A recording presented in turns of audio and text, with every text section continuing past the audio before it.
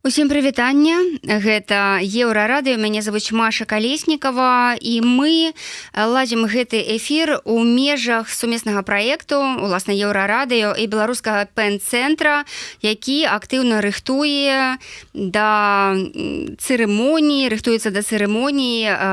уручэння літаратурнай прэміі імя Ежы Гідройца. І наша сённяшняя госця гэта, уласна кажучы, чалавек, кніга якога патрапіла ў шорт-ліст прэміі. Гэта пісьменніца Анка Упала. Прывітанне. Яна ж Алена Козлова. Прывітанне, Алена. Добрый дзень.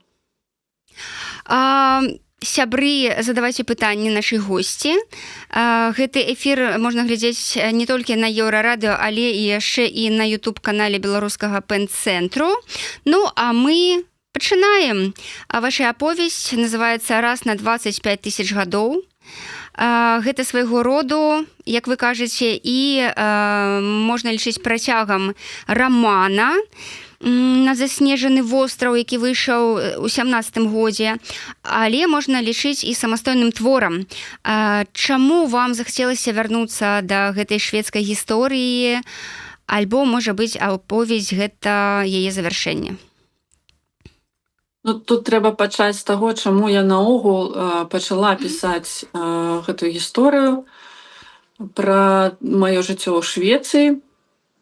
Таму што ў 2016-17 годзе, калі я паехала вучыць шведскую мову ў Швецыю, на той момант гэта не быў такі масавы вопыт беларусаў. Як вы самі ведаеце, што Беларусь гэта дастаткова гамагенная краіна па сваім насельніцтве. На той момант, калі я глядзела Вікіпедыю, яна казала, што беларусаў 85 прыкладна процентаў у краіне. Усе астатнія нацыянальныя меншасці гэта збольшага нашы суседзі, падобныя да нас. Гэта рускія, украінцы, літоўцы, палякі. І апынуўшыся ў такім разнастайным грамадстве, у сваёй першай кнізе, вось у першым рамане «На заснежаным востраве» я кажу пра тое, што я у маім такім уяўленні Швецыя гэта такая еўрапейскія злучаныя штаты. Таму што гэта вельмі разнастайнае грамадства. На той момант Швецыя прыняла найбольшую колькасць у працэнтных суадносінах да свайго насельніцтва мігрантаў. Я апынулася вельмі разнастайным грамадстве, і для беларускі гэта быў незвычайны вопыт. І калі я пачала ўзаемадзейнічаць з людзьмі, з якімі я дачынялася у сваім вывучэнні шведскай мовы, я падумала, што гэта вопыт, якім я хачу падзяліцца. Таму што ў мяне была своеасаблівае становішча ў гэтым навучанні. Я тады атрымала стыпендыю, я была ў прывілеяваным становішчы, чаго нельга сказаць пра маіх аднагрупніц і аднагрупнікаў, збольшага, якія не па сваёй волі, ці не з добрых абставінаў пакінулі свае краіны і былі вымушаны абжывацца на новым месцы. На той момант я памятаю, што калі я чытала у навінах пра сітуацыю з мігрантамі ў Еўропе ці каментарыі да гэтых навін у сацыяльных сетках, яны мяне палохалі, таму што я бачыла шмат расізма, шмат неразумення гэтых людзей, чаму так адбываецца, чаму людзі уцякаюць да як падавалася каментатарам, да лепшага жыцця, лягчэйшага жыцця, багацейшага. Што такое пакінуць сваю краіну, калі ў ёй ідзе вайна, ці ў ёй ідуць рэпрэсіі. І мне падавалася на той момант, што сітуацыя складалася так, што Беларусь не была на той момант прывабнай краінай, у якую б ехалі людзі, каб палепшыць сваё жыццё, каб уратавацца ад нечага. І Беларусь не была гатовая да таго, што гэта сітуацыя можа змяніцца. А мне падавалася, што яна абавязкова зменіцца, таму што ў свеце адбываецца так шмат рэчаў, якія могуць змяніць гэтую сітуацыю. Адбываюцца войны, адбываюцца канфлікты геапалітычныя. эканамічныя крызісы, бо шуканне, напрыклад, лепшага заробку гэта таксама рэлевантная прычына для таго, каб паехаць кудысьці, калі ты не можаш забяспечыць сабе нармальны лад жыцця ў сваёй краіне. Адбываюцца кліматычныя змены, пра якія таксама на той момант не так шмат гаварылі. І я хацела, каб калі сітуацыя складзецца так, што ў Беларусь будуць прыязджаць людзі, каб беларусы былі гатовыя іх успрыняць. І гатовыя былі ўбачыць у іх людзей і былі гатовыя да дыялогу, таму што без гэтай размовы, без нармальнай камунікацыі, нармальнай разрашэння сітуацыі не будзе. Будзе паўставаць канфліктныя сітуацыі.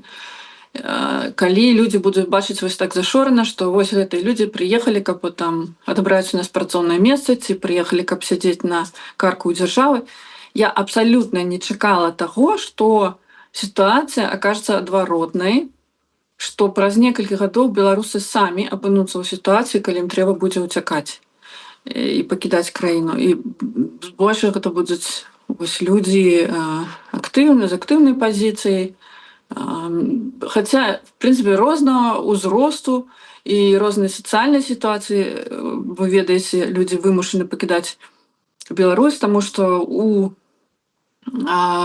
падзеях 2020 года прымалі удзел людзі все сацыяльныя пласты нашага грамадства. Ад працоўных да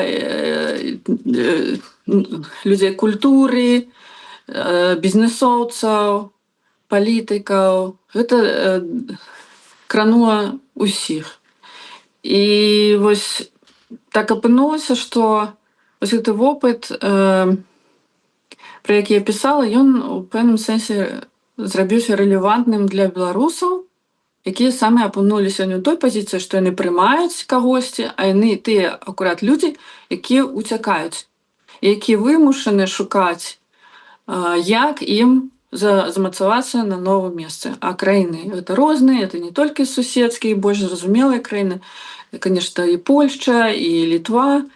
Але вось многія ўцякалі ў Украіну, потым аказалася, што сітуацыя так склалася, што ім там зусім стала складана, і людзі сутыкнуліся з неразуменнем. Таму што, канешне, всем бліжэй свае ўласныя праблемы.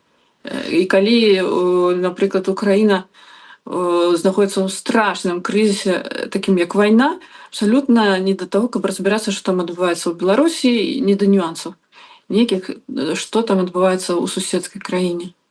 І калі наступную кнігу, вось акурат тая, што трапіла ў шорт-ліст прэміі Гідройца, так, я напісала як працяг у пэўным сэнсе, таму што там дзейнічаюць некаторыя персанажы, якія былі і ў першай кнізе, але адбылася зусім іншая гісторыя, на больш псіхалагічная, на больш пра адносіны людзей, хаця там таксама ёсць гэты складнік сацыяльны, і пытанне расізму таксама падымаецца, і пытанне не так востра стаіць, да?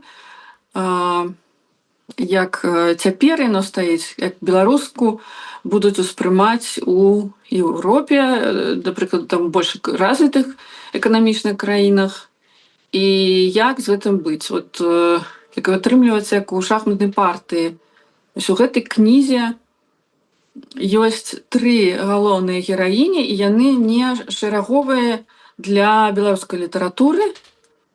Ёсць такі тэст, фемінісцкі тэст Бегдаль, калі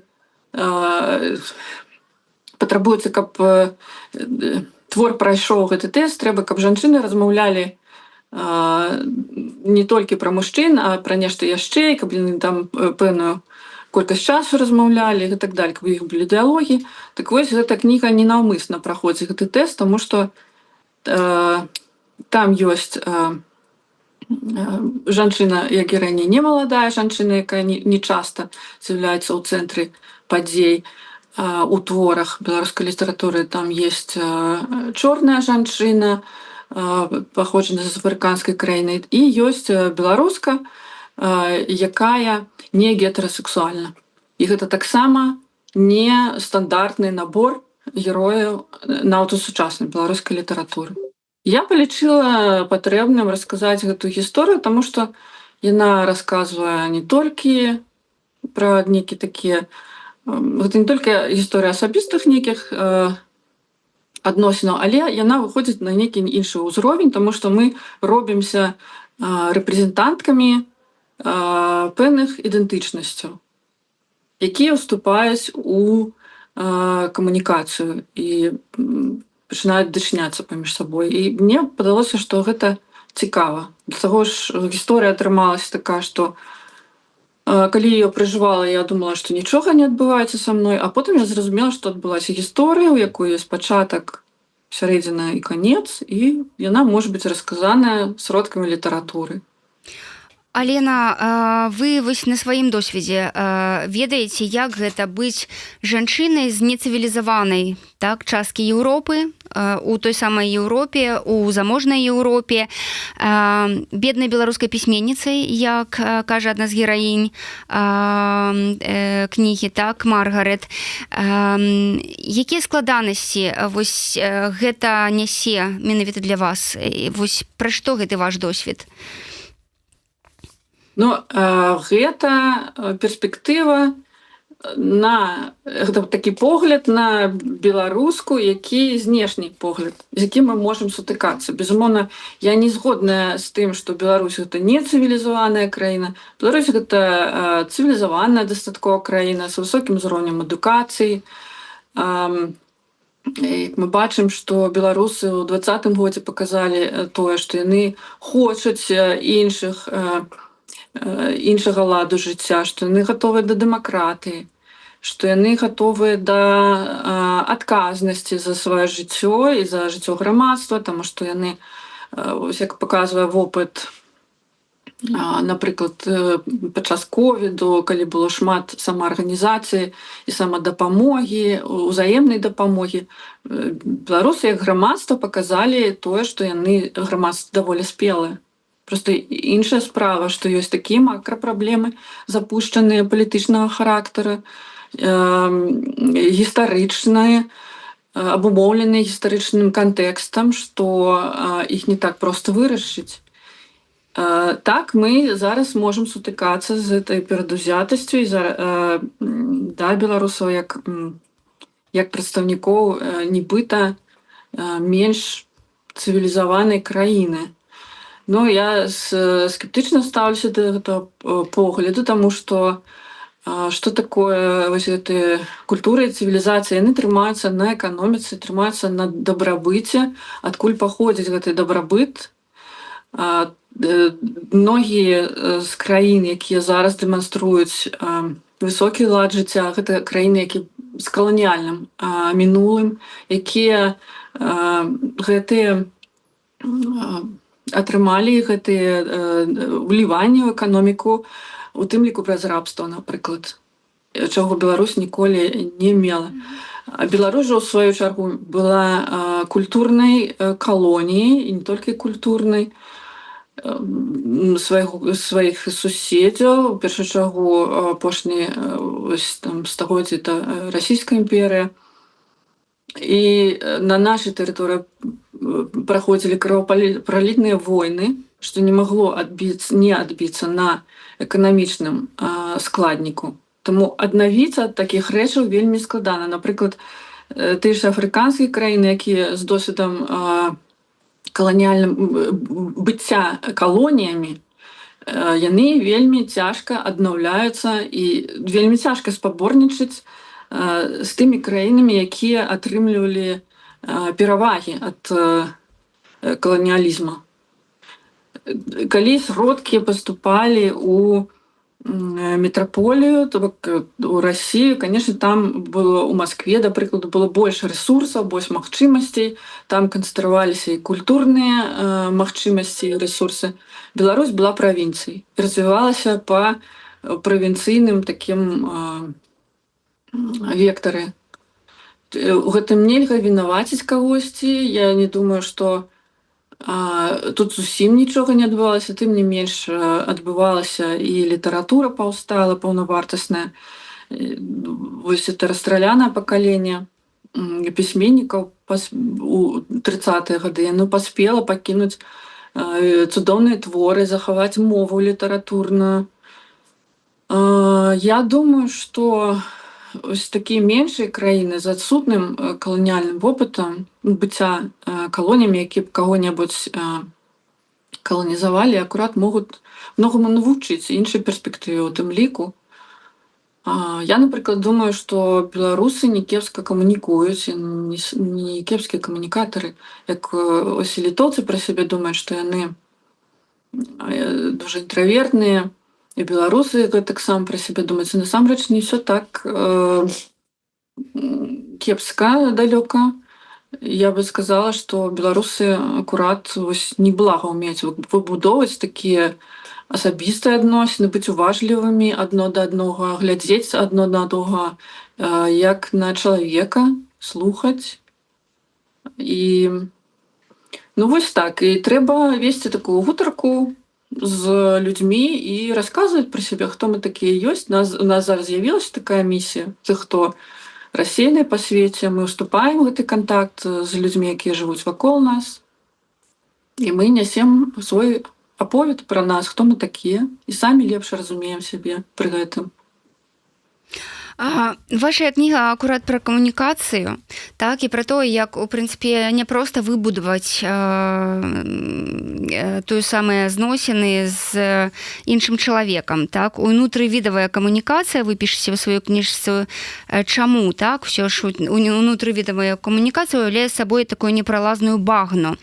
На ваш погляд, чаму вось гэтыя правілы стасункаў, якія вынайшла чалавецтва доўга вось з гэтым зусім ішло наперад, не заўсёды працуюць і часам зусім не працуюць? Я хочу сказаць, што няма нейкіх універсальных правілаў, як людзі дачыняюцца паміж сабой. І гэта залежыць ад культуры таксама камунікацыі. Што мяне вельмі цікавіць, это адно з маіх такіх сфер зацікаўленасцей. І пачалося яно акурат у Швецыі, калі я заўважыла, што наколькі вялікая дыстанцыя сацыяльная у шведаў паміж людзьмі. Это зусім іншы тып камунікацыі. Мне падаецца, што ёсць пэўная тэорыя, якая тлумачыць, і я такую знайшла, чаму так адбываецца, таму што ёсць такая тэорыя пра высокакантэксныя і нізкакантэксныя культуры камунікацыі. Ось нізкакантэксныя гэта значыць, што вам не трэба дужа дачыняцца адно з адным, каб зразумець кантэкст таго, як трэба жыць у краіне. Это ёсць пэўныя правілы, якія вы можаце вывучыць, пачытаць і неяк выбудаваць сваё жыццё у краіне. Вот Швецыя акурат такая краіна, дзе камунікацыя будуецца менавіта так. І з гэтым звязана тое, што, напрыклад, вот як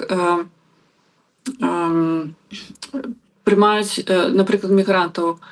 То бок, я так думаю, што меркаваная такая думка, што можна даць людзям нейкую падтрымку, там грошы, да прыкладу, нейкую падтрымку з жытлом, і неяк чалавек сам абустроіцца і зразумее, як яму жыць у гэтай краіне, ці яна.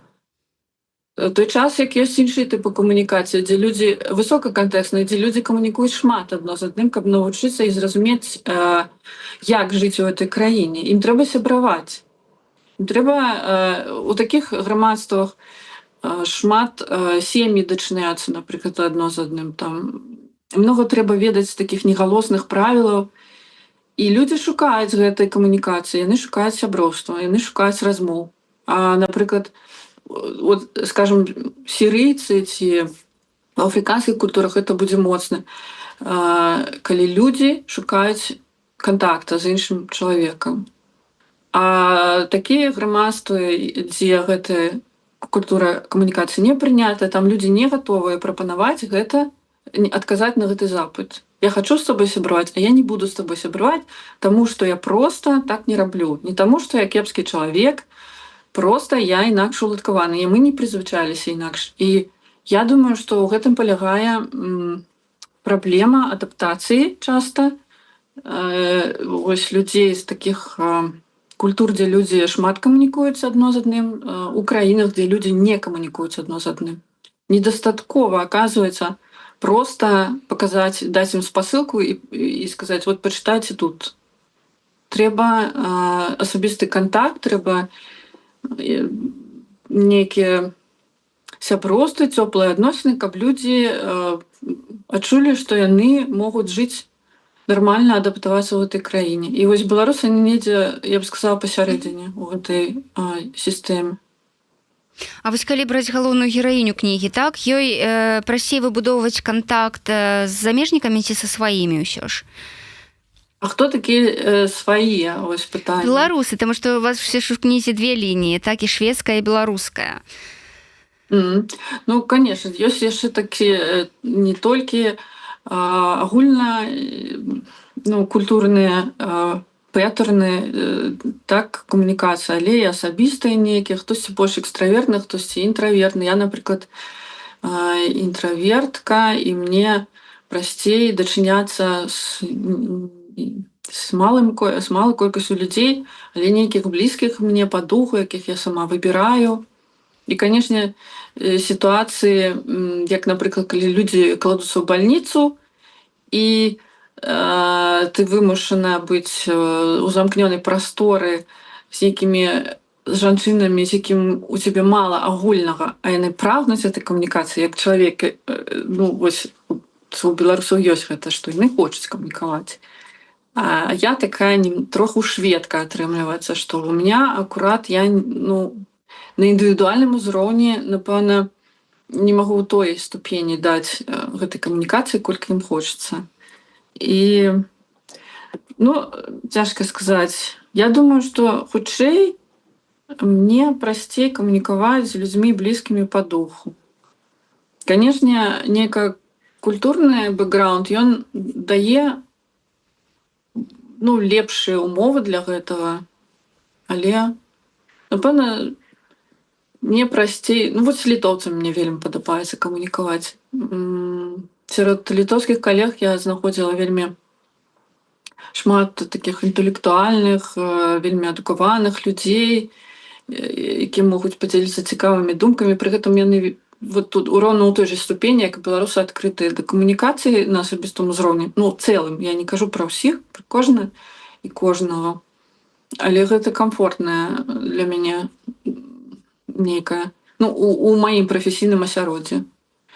Бадай так. У Швецыі з гэтым складаней, таму што нават у прафесійным асяроддзі, у нейкіх людзях блізкіх табе па роду заняткаў, па інтэлектуальных зацікаўленасцях, не ўсе будуць адкрытыя, каб з табой будаваць нейкія такія адносіны даверу, цёплыя адносіны. І гэта таксама вельмі складана. Мне ў школе было складана вучыцца, калі мяне адпраўлялі ў групу са шведамі толькі. Мне там было цяжка дачыняцца. У групе з замежнікамі з усіх краін было лягчэй, таму што мне было больш зразумела гэта з іранцамі, з людзьмі Сірыі, з Японіі, адкуль заўгодна. Было сярод замежнікаў было цяплей і больш разумення. Алена, а адкуль у вас увогуле вось гэтая шведская гісторыя? То бок я разумею, што вы там вучыліся, так, потым пачалі перакладаць шведскую літаратуру, потым не ведаю, што раней там увогуле ў цэлым скандынаўскія мовы, так, вы вывучылі, бо і з нарвежскай вы перакладаеце, і з фінскай. Я, прынамсі, такое чытала, не ведаю дакладна. Так, вось адкуль гэтая любоў, можа быць, да Скандынавіі? Да паўночнай Еўропы, таму што Фінляндыя — это не скандынаўская краіна. Добра, так, да паўночнай Еўропы. Крыўдуюць, калі іх адносяць да Скандынавіі. У 2014 годзе мне захацелася вывучыць яшчэ адну замежную мову. На той момант я валодала толькі англійскай мовай. І гэта быў такі складаны для мяне год. Там мая мама атрымала цяжкую траўму, і мне хацелася неяк сябе падтрымаць. я подумала, што нават калі нейкі перыяд жыцця складаны, можна нешта зрабіць, што дасць табе адчуванне таго, што ты недарэмна выдаткавала, змарнавала гэтыя гады. Я пачала па мабільных дадатках вучыць шведскую мову. Чаму шведскую я выбірала сярод 4 моў. Гэта была польская, літоўская, шведская і нямецкая. Я з розных крытэрыяў іх выбірала, але і ўсіх я іх патрошкі паспрабавала. Але шведскую я выбрала ўрэшце рэшт таму, што на той момант я працавала ў саюзе беларускіх пісьменнікаў, у нас было шмат кантактаў са шведскімі калегамі. Я падумала, што гэта можа быць і карысна, і мне цікава. Плюс мне падавалася, што вось з гэтай краіны я магу вынесці нейкі такі абмен культурны, які будзе карысны для Беларусі. Таму што распаўсюджаная такая думка, што Швецыя вельмі прагрэсіўнае грамадства, мажліва, нам трэба адтуль нечаму навучыцца. І таму я цікавілася вось менавіта гэтым рэгіёнам. Там да таго ж яшчэ мне хацелася вучыць фінскую мову, таму што гэта звязана проста у пэўнай ступені, там складаная матывацыя, але мая бабуля, яна руская, з рускай поўначы, з Архангельскай вобласці, там, дзе жылі комі. Гэта карэннае насельніцтва Расіі, фіна-угорскае, фіна-угорскі народ і мова адпаведная, якая зараз, як многія карэнныя мовы, у Расіі занепадае. Яны выцесняюцца рускай мовай, недастаткова падтрымлівались. І я падумала, што найбліжэйшая да гэтай мовы, якім чынам можна было вучыць мову комі? Ніяк. І фінская да яе найбліжэйшая. І фінская да яе найбліжэйшая, але на той момант у 14 годзе па-фінскай ніякіх не было мне дасяжна праграм нейкіх ці дадаткаў мабільных адукацыйных. І таму я выбрала вучыць шведскую мову. Але потым з'явіліся курсы, я даведалася, адкрыліся курсы ў Мінску фінскай мовы, я пайшла на іх праз год у 15 годзе. Вось так пачала гэты 2 мовы вучыць. А з нарвежскай кнігу я пераклала толькі адну, это з нова-нарвежскай, вось гэту кнігу «Мой свет растае», Ліны Нагель-Вісокер. Гэта мова адна з 2 варыянтаў нарвежскай мовы, на якой піша недаўні нобелевскі лаўрэат нарвежскі.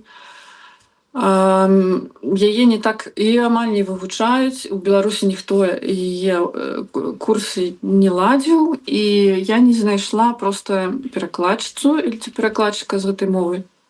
Все збольшага вывучаюць букмоль, это іншы варыянт нарвежскай мовы. І я думаю, што пры веданні букмоль можна таксама гэту кнігу перакласці з нюножк, з нова-нарвежскай, але людзі былі там ці то заняты, ці то не хацелі за складаную задачу брацца, і таму я падумала, што перакладу я сама яе. Таму што пры веданні шведскай мовы, в прынцыпе, да пэўнай ступені нарвежская робіцца зразумелай, роднасная мова. Гэта як украінская і беларуская? Накшталт таго, так. Толькі можа, я не ведаю, да якой ступені тут можна параўнаць, але прыкладна так. І у мяне былі таксама шведскі пераклад, у дапамогу англійскі быў пераклад, па якім можна было там нешта паглядзець. Але маіх ведаў хапала для того, каб сачыць за тым, што ў арыгінале адбываецца, які там, тому што ясна, што ўсе перакладаюць па-рознаму, там могуць быць інтэрпрэтацыі. У англійскім тэксце там многа адаптаваных рэчаў, таму што яна, відаць, была скіравана на амерыканскі рынак, дзе трэба было шмат тлумачыць, відаць, так бачыла перакладчыца. Таму яна не супадае з арыгіналам. Вось. І так я пачала вучыць гэтай мовы. Але зараз у мяне ніякіх моў не засталося ў галаве больш. Паўночнаеўрапейскіх я зараз вучу нямецкую мову, і яна ўсе астатнія выціснула на гэты перыяд жыцця. Ну, дарэчы, вы пераклалі Піпі доўгую панчоху. Гэта было вельмі адказна, таму што это ўсё ж адна з самых папулярных кніжак у свеце шведскіх. Ну, я радая, што мне выпала такая магчымасць. Я атрымала вялікае задавальненне, перакладаючы яе. Я спадзяюся, што людзям падабаецца, я атрымліваю добрыя водгукі пра гэты пераклад. Мне падабаецца перакладаць тэксты, у якіх ёсць гумар, нейкія жарты. Гэта такі выклік для перакладчыцы, але мне падаецца, мне гэта атрымліваецца. Таму што з фінскай я таксама перакладала нешта падобнае, там, ну, такія гумарыстычныя дзве кніжкі пра прыгоды Элы і яе сяброў Тима Парвела. Я нагадаю сябры, што пісьменніца Анка Упала, Алена Козлова сёння нашая госця. Мы размаўляем у межах спецпраекту Еўрарадыё і беларускага пэн-цэнтру, прымеркаванага да чарговага ўручэння літаратурнай прэміі імя Ежы Гідройца. Кніга Алены, якая называецца «Раз на 25 000 гадоў», увайшла ў кароткі спіс прэміі. Алена, раз на 25 000 гадоў адбываецца зацьменне сонца. Так. І вось сонца, здаецца, так? Месяца. По-моему, месячная. Я ўжо сама пачала забываць. Ну так, і вось гэтая прыродная з'ява таксама як частка вашай аповесці. Ну, я просто як бы... Ну, гэта такая своеасаблівая метафора таксама, што нешта адбываецца вельмі рэдка, і як это можа ўспрымацца, важна гэта ці не важна, што мы часам надаем вялікую увагу нейкім знакам, ну, вось, напрыклад, знакам у небе. Вот, часто это актуальна для астралогіі, што вось нейкі знак адбудзецца, так ён табе паслужыць нейкім знакам, што табе рабіць у жыцці. А ці так яно гэта, ці это проста размова цябе з сабой, калі ты думаеш, якія рашэнні табе ў жыцці прыняць. І ці, напрыклад, калі гэта стасункі, то ты думаеш, што ну, нам уласціва, калі мы людзі пагружаныя у нешта актуальнае, нейкія актуальныя адносіны, то думаць, што гэта вельмі нешта рэдкае, унікальнае, што ніколі не можа паўтарыцца. А магчыма, гэта не так ужо і важна. Калі нешта там не складаецца, то варта проста лагічна падысці да гэтага і разважыўшы над сітуацыяй, і адпусціць, і не думаць, што гэта нешта такое дужа унікальнае. Ну, вось мне падаецца, што такое дае глебу над тым, каб мы падумалі, як мы распараджаемся сваім жыццём. Вот гэта, ну, пра гэтая назва. Працаваць у жанры аўтафікшана, яно прасцей, калі ты ўсё ж бярэш за аснову нейкія моманты са сваёй біяграфіі, так, і нешта прыдумляеш яшчэ, чым калі ты вось цалкам нешта новае прыдумляеш? Мне складана адказаць на гэтае пытанне, таму што мне зусім не цікава на дадзены момант, прынамсі, нешта цалкам прыдумляць. Таксама мне было цікава расказваць, вот менавіта мне адбылася гісторыя цікавая. Я расказчыца, я люблю расказаць гісторыю, і ёсць, я зразумела, ну, нейкую сваю методыку, як працаваць са сваімі ўспамінамі, каб пабудаваць гісторыю, расказаць яе, каб не ўключаць у яе лішняга, таму што наша жыццё не складаецца з акуратна расказанай гісторыі, якая да нечага вядзе чытача. Трэба выбіраць, што ўваходзіць у гэтую гісторыю і як ты расказваеш гэта, якую думку ты хочаш данесці. З іншага боку, я думаю, што ўсё адно нават калі аўтары прыдумляюць сюжэт, яны ўсё адно маюць нейкі жыццёвы вопыт, на які яны абапіраюцца. Я калісьці мела гутарку з старэйшым пісьменнікам, які казаў, што пра сваіх калег, што вось бывала так, што нейкі пісьменнік напіша раман, а потым баіцца прыязджаць у сваю вёску, таму што яго могуць пазнаць, пазнаць персанажаў, якіх ён тут там прапісаў у гэтым рамане, і нешта яму зрабіць, пакрыўдзіцца і адпомсціць.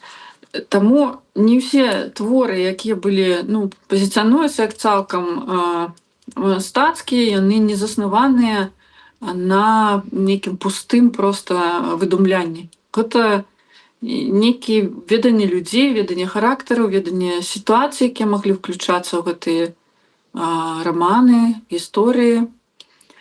Мне было б, напэўна, цікава таксама напісаць такі больш забаўляльны раман. І, магчыма, я гэта калі-небудзь зраблю. Але зараз не ведаю, як у мяне будзе складацца з часам, і зараз я думаю пра нешта іншае. Я хачу ўсё яшчэ хочацца пісаць кнігі пра тое, што я назіраю вакол сябе. Зараз мне хацелася пісаць кнігу пра Беларусь, такую накшталт зборніка эсэ ці серыю эсэ, звязаных адно з адным, якія расказваюць пра тое, што такое Беларусь, і асэнсоўваюць гэта як для чытачоў за мяжой, так і ўнутры. А пісаць пра Беларусь, не будучы ў Беларусі, ці няма тут свайго роду такой крыху падзелкі, падробкі? Я ж пражыла больш 40 гадоў у Беларусі і, в прынцыпе, ведаю пра тое, што я кажу. Але мы не ведаем, што цяпер там адбываецца збольшага. Сказаць таксама, што мы зусім не ведаем, таксама нельга, хаця, вядома, можа быць пэўны кантэкст адчування асяроддзя вакол губляецца. Але, можа быць, я не буду пісаць пра тое, што адбываецца без мяне. Можа быць, я буду пісаць толькі пра тое, што адбывалася раней, ці адбывалася на маіх вачах, ці тое, пра што ў мяне ёсць дакладна меркаванне, нечым абгрунтаванае. Вось так. Алена, просіць задаць вам пытанне, ці цяжкая шведская мова? Яна не такая простая, я б сказала, як я думала.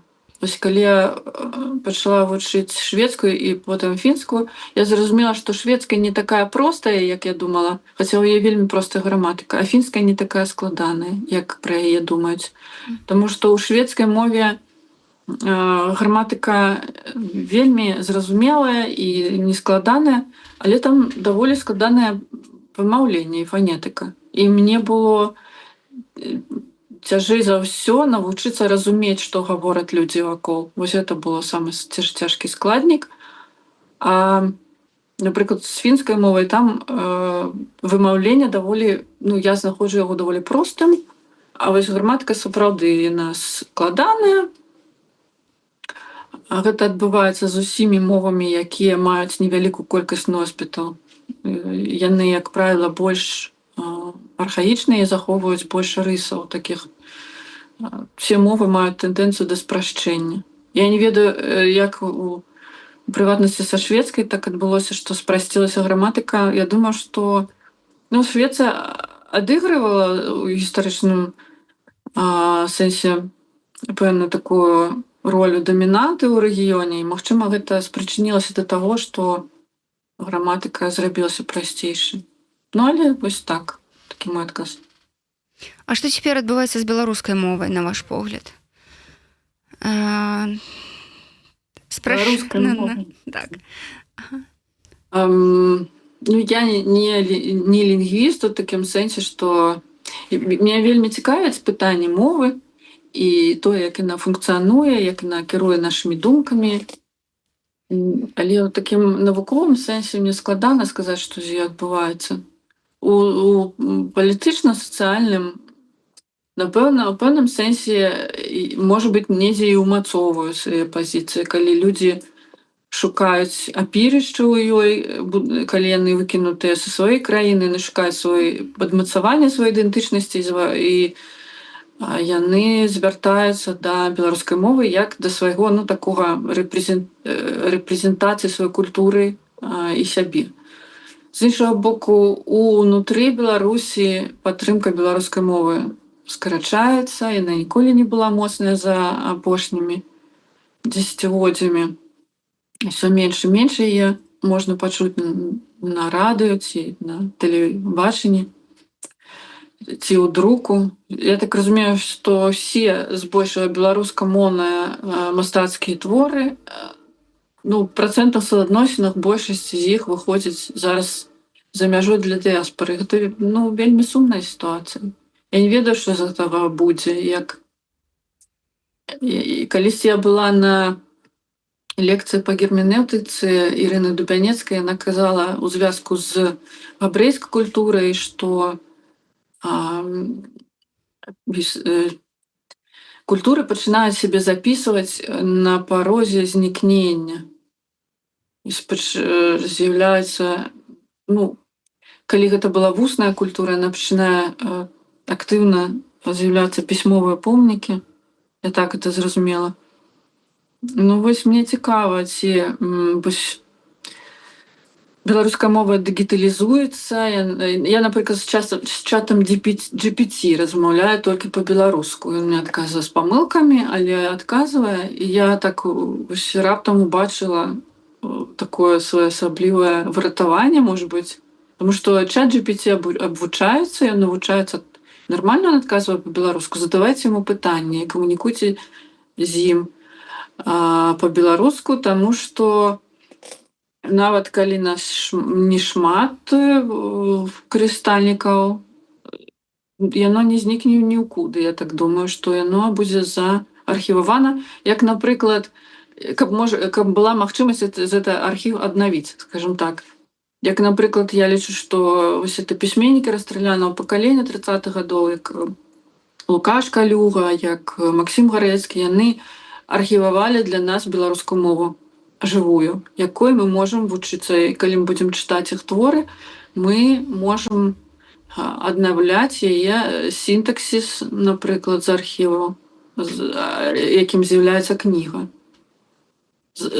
Зараз сучасныя беларускія пісьменнікі, канешне, мала валодаюць тым сінтаксісам такой жывой беларускай мовы. Яна не такая багатая, не такая прыгожая, але гэта таксама нейкі пачатак і старт для кагосьці, каб звярнуцца і да іншых крыніц, дзе яе можна знайсці, калі ёсць такое жаданне. А ці будзе такое жаданне, і ці мы будзем існаваць як культура, это толькі час можа паказаць, як мы дадзім рады з гэтым часам, выжыць у гэты час цяжкі.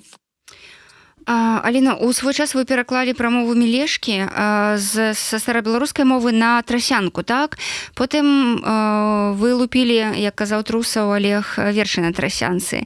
І гэта 10 гадоў таму з вамі, я не ведаю, спрачаўся ці спрабаваў давесці сваю рацыю Міхась Скобла, які, я працытую, казаў, што трасянка рэч антыкультурная і небяскрыўдная, гэта траянскі конь русіфікацыі, і ўцягваць яго на беларускі падворак небяспечна. Дык ўсё ж трасянка гэта наш нацыянальны скарб, ці гэта ўсё ж зло і варта прыслухацца да Міхася Скоблы? Я тут не аперавала такімі паняццямі. Мы калісьці вучылі, я памятаю, на курсе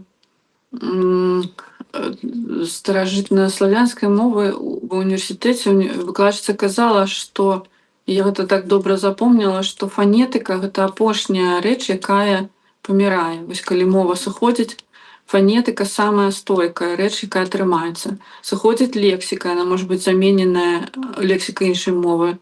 Сінтаксіс можа сысці, а фанетыка трымаецца. Так вось гэта трасянка, гэта прызнак таго, што беларуская мова тут была, што гэтая мова нягледзячы на тое, што лексіка была заменена, быў заменены сінтаксіс праз каланізацыю. Яна паказвае на тое, што тут ёсць свая мова, якую яшчэ можна знайсці. Таму гэта такі паказчык. Калі я пераклала гэты прамову Мялешкі на Тарасянку, а Тарасянка, як правіла, ўспрымаецца, надае камічны эфект тэксту, то я раптам убачыла іншымі вачыма гэты тэкст. Мне стала зразумела, што вось гэты тэкст інтэрпрэтуецца як крытычны да, напрыклад, што гэты Мялешка, які выступае ў гэтай прамове, ён крытыкуе існыя новыя павевы нейкія, што ён такі хутчэй кансерватар па сваіх палітычных перакананнях. Калі вы пачытаеце гэты твор на Тарасянцы, вы ўбачыце, што гэта сатыра на такіх мялешак, што гэта твор камічны, які высмейвае рэтраграда, які выказвае сваю незадаволенасць, напрыклад, як ён кажа, часамі. Раней добрыя часы былі раней, петух, які кукарэкаў.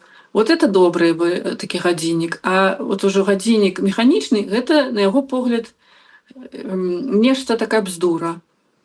І ты разумееш, што гэта тычыцца і ўсяго, пра што ён кажа. Тое, што ён хваліць, то гэта такое смешнае.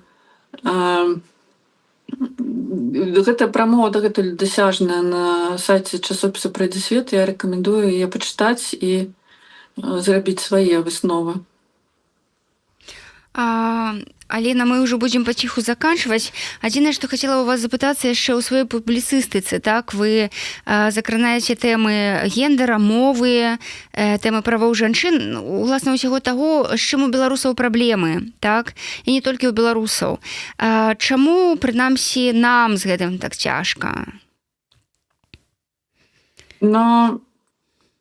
Складана сказаць, каму з гэтым лёгка. Зараз адбываюцца таксама сацыяльныя змены глобальныя, калі жанчыны зразумелі, што ранейшая роля ім не падыходзіць, што быць такой залежнай, лаяльнай для любых праяў, якія ім не падабаюцца. Жанчына хоча роўных, нейкіх паважлівых стасункаў, павагі да сябе, в першую чаргу. І не пагаджаецца на ранейшы расклад. І вось гэта, і яна можа сабе гэта дазволіць, таму што жанчыны зараз могуць працаваць, яны могуць сабе забяспечваць, ім не складана купіць сабе ежу. Яны не думаюць, яны апануюць тым, хто кажа, што ты абавязкова павінна нарадзіць. Тады, як гэта робіцца, яна можа дазволіць сабе выбар, это робіцца выбарам. І тады, калі гэта выбар, тады нехта павінен яе пераканаць, што вось з гэтым чалавекам, з гэтым партнёрам я, напрыклад, магу мець дзяцей. Ён мяне пераканае тым, што ён быў ветлівы да мяне, ён быў шчодры са мной, таму што калі я буду, у нас будуць дзеці, у нас з'явіцца шмат адказнасці, шмат працы, ці пакажа гэты чалавек, што ён раздзеліць са мной гэты цяжар адказнасці. І вось гэта, канешне, выклікае нездаволенасць мужчын, якія раней былі бенефіцарамі такой сістэмы, калі ў жанчыны не было выбара, і яна была вымушана атрымаць любое стаўленне для таго, каб заставацца жонкай. Трэба быць іншым чалавекам, каб цябе выбралі. Трэба старацца, трэба нешта сябе ўяўляць, штосьці прапаноўваць. Тое самае на працы. Жанчыны больш не гатовыя трываць кепскага стаўлення да сябе несправядлівага. Яны раней было сорамна сказаць, напрыклад, што я падвергалася чамусьці непажаданым, напрыклад, там сексуальным нейкім авансам з боку чалавека, ад якога я залежу. Гэта было небяспечна. Гэты чалавек у любым разе яго слова было мацнейшае, і ты бы згубіла працу, ты бы згубіла рэпутацыю, скандалістка цябе выкінулі, ты б страціла фактычна рэсурс для таго, каб забяспечваць сваё жыццё. Цяпер гэта ўжо не так зусім. То бок гэта ўсё яшчэ так. Многія баяцца ўсё адно пра нешта казаць такое, таму што цяжка пайсці на канфрантацыю, асабліва з людзьмі, которые вышэй за цябе па пасадзе, і нешта такое робіш, што табе не падабаецца. Але з'яўляюцца прыклады іншых жанчын, якія гэта робяць, і гэта дае пэўны імпульс для таго, каб самой таксама абараніць сябе і сказаць не, я не буду талераваць такое стаўленне да сябе. І вось зараз ідзе такая перабудова, як бы хто што каму можа прапанаваць, скажем так, ці хто як мусіць паводзіцца на працы. В прынцыпе ж, каб усе да ўсіх ставіліся роўна, з павагай, каб ніхто не мог кагосьці пазбавіць жыццёвага рэсурса. Алена, будем развитываться потиху. Покажите, калі ласка, свою книгу, и давайте расскажем, где ее можно набыть. Я так разумею, что докладно, потому что я гуглила, в выдавецтве Янушкевич ее можно набыть. А вось где яшчэ? Так, у кнігарні «Кнігаўка» ад выдавецтва Янушкевич, але яна таксама, я яе прадаю, я яе апублікавала за свае сродкі, і сама адменеджерила як бы яе стварэнне, макета і ўсяго, вокладкі, але прадаю яе праз выдавецтва «Флямбам», якому які за гэта атрымлівае грошы, адсотак ад продажу. І знайсці гэту кнігу можна там жа, дзе ўсе кнігі «Флямбам», а гэта вы можете паглядзець спіс на старонцы выдавецтва у сацыяльных сетках. Гэта і кнігарня «Эўрыка» ў Літве, і іншыя кнігарні. У Лондоне, у Скарына Прэсбері на рэалізацыю. Ось так. Сябры, нагадаю, што Анка Упала, Алена Козлова сёння была госцей нашага жывога эфіру, які зладжаны сумесна з беларускім пэн-цэнтрам. Кніга «Раз на 25 000 гадоў», яна у шорт-лісце прэміі, так, і, уласна кажучы, 15 лістапада будзе вядома, ці стане яна пераможцам літаратурнай прэміі імя Ежы Гідройца. Уручэнне адбудзецца вось у гэты дзень у Гданьску у Еўрапейскім цэнтры салідарнасці. Пачатак у 19:00, і ў гэты дзень там жа будуць адбывацца размовы з фіналістамі і фіналісткамі прэміі, так, гэтага года. Таму, сябры, сачыце за навінамі беларускага пэн-цэнтру ў сацыяльных сетках, а таксама за навінамі Міжнароднага саюза беларускіх пісьменнікаў там жа ў сацыяльных сетках. Дзякуй вялікі, Алена. Дзякуй вам. Усяго найлепшага, сябры.